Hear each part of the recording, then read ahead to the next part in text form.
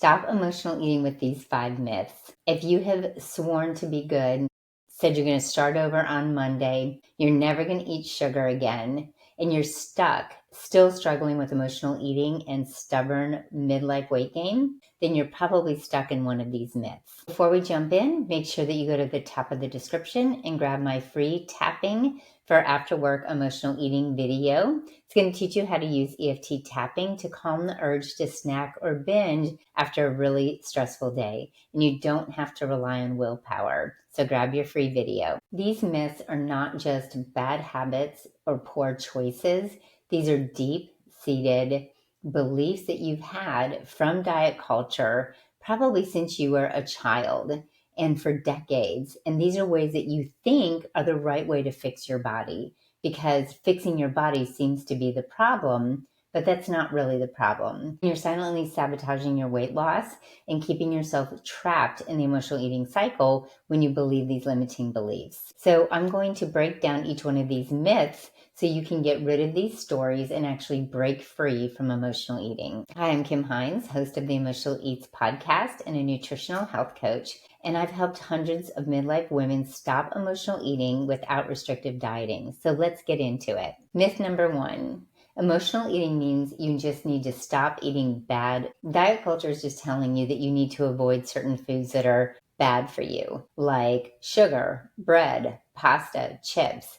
But the emotional eating is not about the food. It's about why you're eating. So if you focus on cutting out your bad foods, you're really missing the deeper need that your body is asking for and the deeper need that your brain is trying to meet. Instead of thinking about taking out all these bad foods, think about consciously nourishing your body. That means eating in a way that supports your body, adding in everything that you need to support your hormones, your energy, your gut. You're not punishing yourself for wanting a piece of cake. We make foods feel forbidden and then they become more powerful. You think about them more, you crave them more, and eventually you give in and you feel guilty.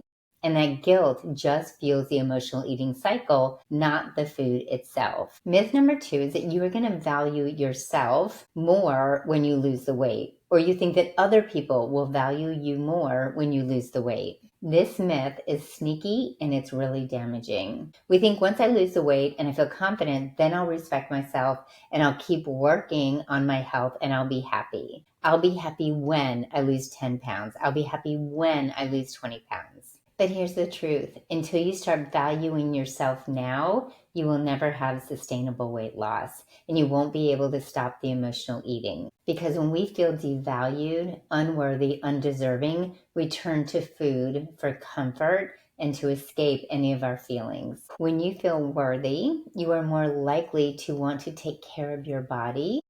And when we eat when we're hurting, we are not going to make the choices that are nourishing to our body. We're going to make the choices that just help us feel comfortable right away. We know in the long run, the body really isn't safe because we're not feeling like we are eating in a way that supports a healthy digestion, healthy hormones, healthy body, muscle growth. When you feel worthy, you are more likely to nourish your body with the food that is going to support your systems. And when you feel unsafe, unloved, and unworthy, you are more likely to reach for the junk food, the sugar, and the carbs, the things that make you feel good temporarily, but it's never going to sustain a good and safe feeling in your body. Myth number 3, you have to be perfect to stop emotional eating. And perfection is a diet culture trap. It tells you, oh, you've messed up, so you can just quit now. It tells you that you've messed up and you've failed. But messing up is not a failure. It's feedback. It's information, because life and our bodies are in ebb and flow. There will be stress, travel, celebrations, birthdays, date nights, and a lot of unexpected moments that are just life. And instead of trying to start over every single Monday because you had a slip up, look back at it as information. Get curious, not critical, and find out what is going on. What triggered me? What was going on in my life that made me feel like I needed to have that food? What can I try differently next time? And perfection is going to keep you frozen.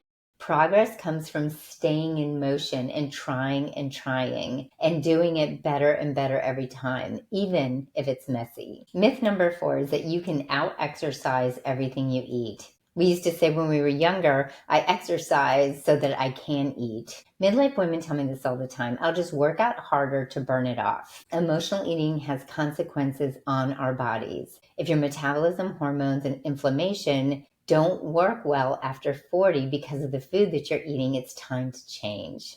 You also cannot out-exercise chronic stress and hormone imbalances. Weight loss starts with being healthy first. We have it backward. We think we need to lose weight to be healthy, but really, we need to get healthy, and weight loss is the byproduct of getting healthy. And again, it's not about dieting, because nourishing your body with balanced meals, supporting the metabolism, reducing your stress, getting sleep, and then your body feels safe and supported, then it can let go of the weight. Myth number 5, one of my favorites. If you don't keep it in the house, then you won't eat it. We have these forbidden foods that we keep in the house, and we think, oh, if we just throw it all out or we don't buy it, we won't eat it. Avoidance is not the same as healing why you eat that food. And even though having less ice cream at home may keep you from eating it, what happens when you're at a party or a restaurant or stressed out and you just want to go to the store and buy it? You have not solved the root cause. There are 2 different types of people, and you get to decide which one you are.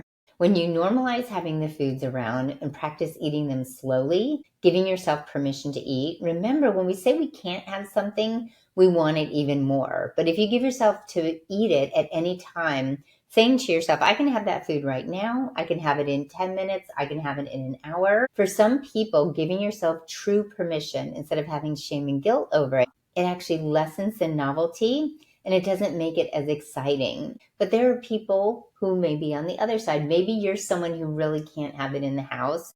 Abstinence until you have the taste and the feel in your body out of your system for a while. Sugar is very addicting, and some people feel that abstaining from it for as long as possible is actually the best way for them to not keep eating it. But we still need to get to the bottom root core cause of why are you craving it? What is going on that is making you feel like you need these foods?